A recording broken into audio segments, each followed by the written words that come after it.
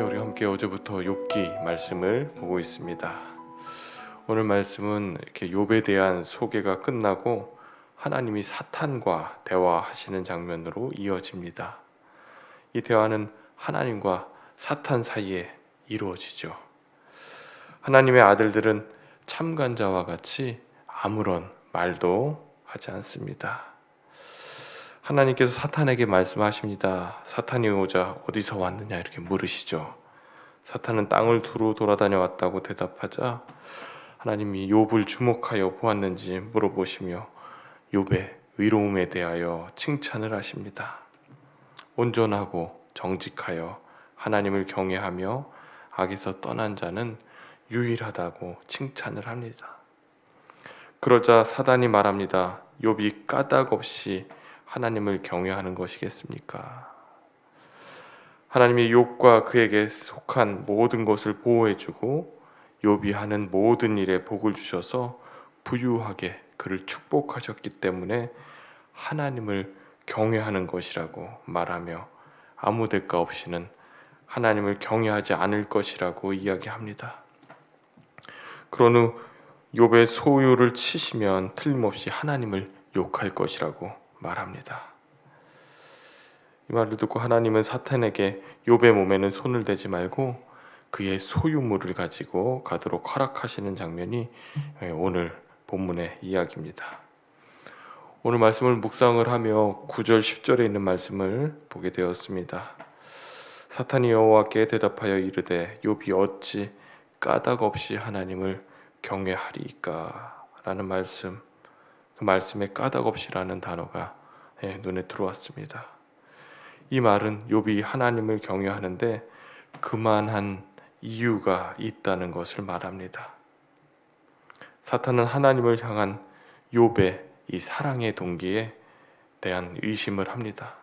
순수한 사랑이 아닌 욥 자신이 이기적인 만족을 위해 하나님을 섬긴다고 말하는 것입니다.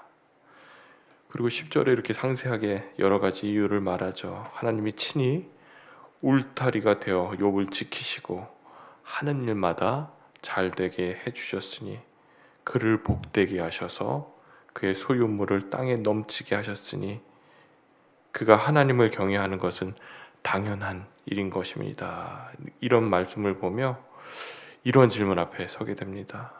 그럼 나는 왜 믿는가? 여러분은 왜 믿으시나요?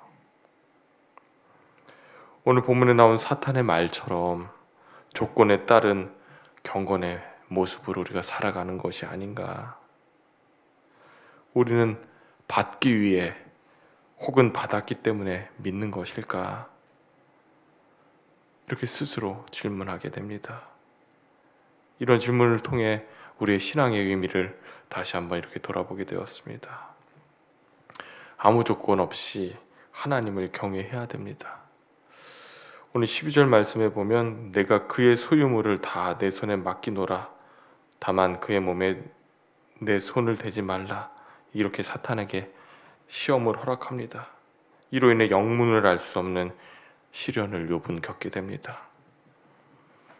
하나님은 상황과 환경에 관계없이 하나님을 경외하기 원하셨습니다. 그리고 뒤에 나오겠지만 욥은 그렇게 행동을 합니다. 왜냐하면 상황과 환경은 변하지만 하나님의 사랑은 변치 않기 때문에 그렇습니다. 어려운 일이 닥쳤을 때, 또 삶의 문제가 생겼을 때만 하나님을 찾고 하나님을 경외하게 된다면 또 자신의 이해관계에 따라 하나님을 경외하게 된다면 그것은 신앙이 아니라 거래가 되는 것입니다. 하나님과 거래하는 것이죠. 이것은 미신을 섬기는 사람들의 방식입니다. 다른 게 미신이 아니죠. 미신은 이렇게 사람이 정성을 다하면은 그 신과, 다른 말로 하면 신과 거래하는 거죠. 신이 움직인다고 생각을 하게 되는 것입니다. 다른 게 미신이 아니라 그것입니다. 우리가 하나님을 움직이는 것이 아니라 하나님의 뜻을 우리가 복종하고 따르는 것이 신앙의 본질인 줄 믿습니다. 우리가 조건적으로 하나님을 믿는 것이 아닌 하나님의 자녀로서 하나님을 알아가며 또 하나님을 교제하며 하나님의 뜻을 구하고 하나님을 온전히 섬기는 저와 여러분 되시기를 주님의 이름으로 축원합니다. 그럼 함께 기도하겠습니다.